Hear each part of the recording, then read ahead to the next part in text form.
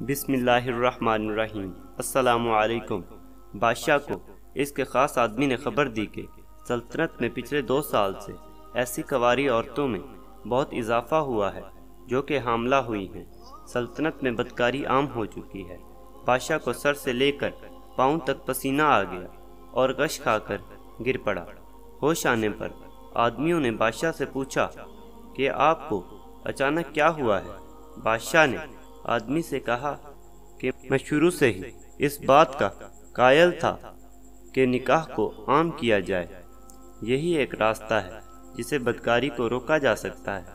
मैं हर साल 1000 जोड़े का निकाह करवा कर मुतमईन था कि मेरी राया में बुराई का खात्मा हो चुका है, मगर अफसोस कि मैं गलत था।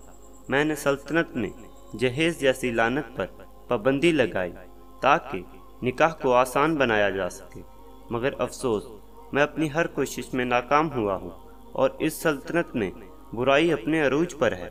मगर अब मैं इन लोगों को नहीं छोड़ूंगा जिन्होंने इस मुल्क में बदकारी को आम कर दिया है।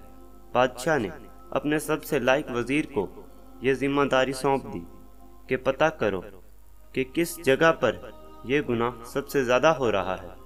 वजीर अपनी पूरी कोशिश के बावजूद जानने में नाकाम हुआ तो बादशाह ने अपने जासूस फैला दिए। जासूसों ने बड़ी चालाकी से इन जगहों की निशानदही कर दी जहां पर गुनाह सबसे ज़्यादा हो रहा था। उन्होंने देखा कि शहर के दाखिली रास्ते पर एक तंग गली थी जिसमें बहुत सी औरतें दाखिल होती थीं, मगर कुछ औरतें इस तंग गली के दूसरे हिस्से से निकलती थीं। जासूसों ने यह जानने की कोशिश की कि इतनी ज़्यादा औरतें कहाँ गायब हो रही हैं। इस तंग गली के दरमियान में ही कोई गलत काम हो रहा है। जब उन्होंने अचानक जाकर देखा तो एक बड़े से कमरे में जिनाहकारी जारी थी। वहाँ औबाश लोगों का गिरोह था जिनका सरदार तकिया लगाकर बैठा था, जो कि जासूस की शक्ल में थे। उन्होंने फौरन सरदार को गिरफ्तार कर लिया और बादशाह के सामने पेश कर दिया। बादशाह ने सरदार और इसके गिरोह को देखकर गुस्से से लाल पीला हो गया।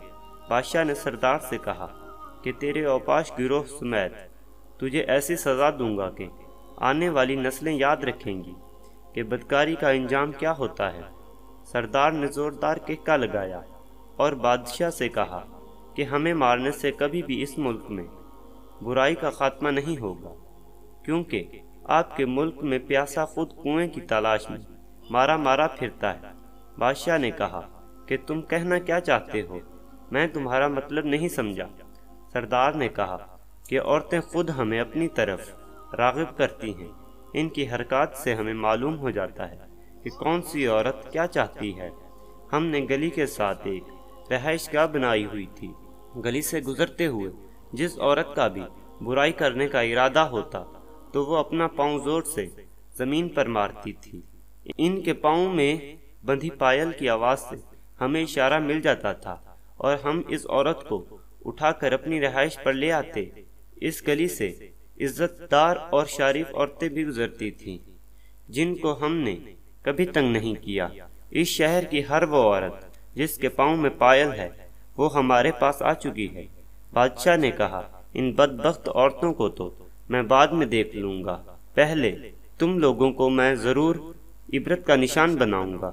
बादशाह ने सरदार और इसके गिरोह के 40 नौजवानों के तन सर से जुदा कर दिए और उनको 15 दिन तक शहर के चौक पर लटकाए रखा। इसी दौरान बादशाह ने शहर की सारी कवारी लड़कियों को एक जगह इकट्ठा करने का हुक्म दिया। बादशाह ने वजीर से कहा कि बारी बारी सब औरतों की पिंडलियों को चेक करो। अगर किसी में पायल या पायल का निशान पाया जाए तो मुझे बताओ। बादशाह ने इन तमाम बुरी औरतों के पांव काट दिए और वो हमेशा के लिए माजूर हो गईं।